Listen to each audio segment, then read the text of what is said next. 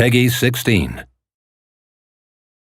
Hi guys, Ricky Martin here in a very fancy cinema. Today I'm in Bristol at world-renowned animation studio Aardman.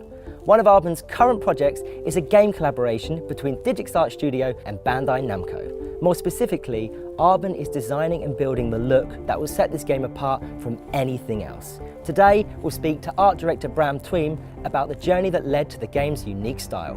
This is 1111, Memories Retold, Behind the Scenes. I'm Bram Tweem and I'm the art director for 1111. So it's my job to design, tickle and tease the visuals until they convey the story and moods that we want. So when I first heard about the project and the fact that Johan was keen to use an artistic style, I got very excited about plundering art history. World War I is probably largely responsible for kickstarting much of modernism in the 20th century. So when we went to Puy de Fou in France, it was a good opportunity for me to get a feel for the scope of the story, and it did have quite an influence on the art style itself. Futurism and cubism I was very keen on because I liked the expressive nature and the rigidity of the styles. I did a couple of sort of tests on my own, and it's fairly soon it became quite apparent that because they were quite brutalist and quite minimal in their look, they might be associated with low poly kind of stuff, which is very prevalent in the gaming industry. So we wanted to get away from that, and it just seemed more sensible to go for a more seductive art form. At one stage we were thinking of perhaps pursuing Impressionism a bit more vehemently than we currently do, but as we were with the modernist movements, I decided it would be more sensible to not restrict ourselves in any way. So I decided to just pick a few painters that I like Turner, who was able to convey an awful amount of emotion and mood with very little detail. And then other painters like Monet, who've got a very interesting colour palette that they use.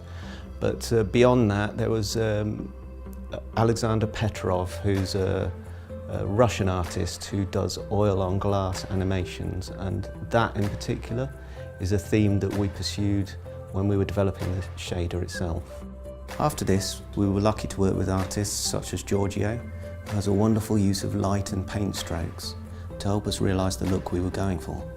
We started wondering about the possibilities of how to move strokes, etc. within the game to highlight certain aspects of the game and what colours we could use to convey the moods correctly, and just the massive scope generally of this particular story. So we decided to go for something which is more just a painterly take on visuals. So what I'm hoping the players will feel once they've played this game is that they've engaged with two characters who've been through an awful lot. Both characters will change during the story, and I want the players to feel that they've travelled with them. I think the art style will help convey the emotional journey by the fact that we can use things subjectively. We can use our paint strokes, angles and colour palettes and our lighting, all sorts of compositional tools to convey more convincingly and emotively the themes. The art style makes me feel very excited and a little bit nervous. I'm excited at the prospect of being able to create something that's quite unique, I think. It's a really good opportunity to marry the practical skills together with the digital skills that I've acquired over the years, and also see what other artists bring to the table.